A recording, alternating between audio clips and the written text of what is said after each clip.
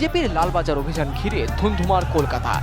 টি-বোর্ড, Bentinck street, college street, BB Ganguly street সহ একাধিক এলাকায় উত্তেজনা। সবচেয়ে বেশি উত্তেজনা দেখা দেয় টি-বোর্ড এলাকায়। এখানে প্রথমে বিজেপির মিছিল আটকায় পুলিশ। মিছিলটি হাওড়া থেকে আসছিল, যার নেতৃত্ব দেন বিজেপির রাজ্য সভাপতি দিলীপ ঘোষ, ছিলেন লক্ষণ চট্টোপাধ্যায় ও অন্যান্য বিজেপি কর্মী সমর্থকেরা। টি-বোর্ড এলাকায় বিজেপি কর্মীদের আটকাতে প্রথমে জলকামান ছোড়ে পুলিশ, পরে লাঠিচার্জও করা হয়। পুলিশকে লক্ষ্য করে ইট ছোড়া হয় বলে অভিযোগ। এদিকে হাওড়া ছাড়াও আরও দুটি মিছিল আসে লালবাজারের দিকে। কলেজ স্ট্রিট থেকে একটি মিছিল আসে লালবাজারের দিকে।